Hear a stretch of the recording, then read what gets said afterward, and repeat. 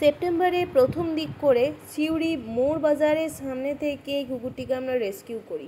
সম্ভবত অ্যাক্সিডেন্টের কারণেই ওর ব্যাক পোর্শনে আঘাত লাগে এবং শরীরের নিম্নাংশ প্যারালাইজড হয়ে যায়। প্রথমে আমরা বুঝতে পারছিলাম না যে ওকে আমরা আদৌ সুস্থ করতে পারবো কি না, কিন্তু আমাদের দীর্ঘ ট্রিটমেন্ট, ফিজিওথেরাপি এবং যত্ন ভালোবাসায় আস্তে আস্তে ও নিজের চার পায়ে দাঁড়াতে পারে।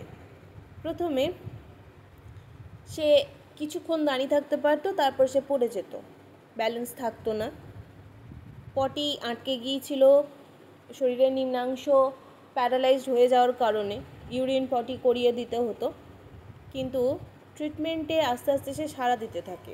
আপনারা ভিডিওটি সম্পূর্ণ দেখলে ও শারীরিক কন্ডিশন এবং ওর ইমপ্রুভমেন্ট নিজেই দেখতে পাবেন। প্রথম দিক করে ও এমন অবস্থায় পড়েছিল এবং এখন ও এমনভাবে হাঁটাচলা করছে যেটা মিরাকেল ছাড়া আর কিছু নয়। হ্যাঁ, আমরা অবশ্যই চেষ্টা করেছি, আমরা প্রাণ ওর পেছনে সময় দিয়েছি, পরিশ্রম করেছি সুস্থ করার, কিন্তু ওর নিজস্ব ইচ্ছা ছিল সুস্থ হওয়ার, তাই এত তাড়াতাড়ি ও সুস্থ হতে পেরেছিল।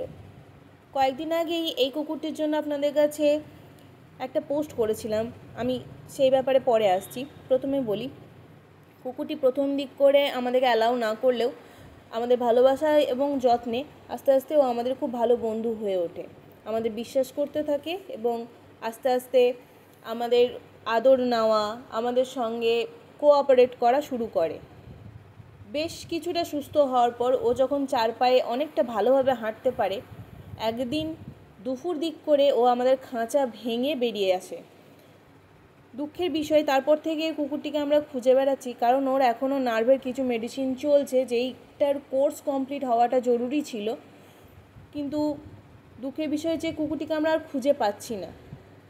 রাস্তায় মুক্তভাবে ঘুরে বেড়ানো স্বাধীনচেতা কোনো কুকুরকে যখন ট্রিটমেন্টের জন্য আটকে রাখা হয়, খুব স্বভাবতই সে খাঁচাতে থাকতে চায় না, কিন্তু আমরা তাদের ভালোর জন্যই এই জিনিসটা করে থাকি।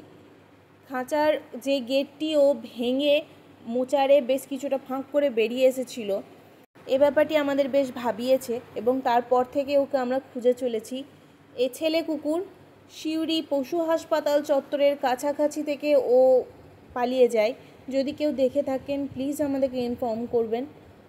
আমরা ওকে তুলে নিয়ে গিয়ে ওর যেখান থেকে ওকে রেস্কিউ করেছিলাম সেইখানে ওকে ফিরিয়ে দেব এবং ওর যে নার্ভের ওষুধের যে কোর্সটা সেটা কমপ্লিট হলে আমাদের মনে শান্তি হতো, কিন্তু যাই হোক, ও এখন হেঁটে চলে বেড়াচ্ছে, এটা ওপরওয়ালার অনেক কৃপা। প্রার্থনা করবেন ও যেন সুস্থ থাকে, ভালো থাকে এবং আমরা যেন ওকে খুঁজে পাই এবং ওর জায়গাতে ফিরিয়ে দিতে পারি।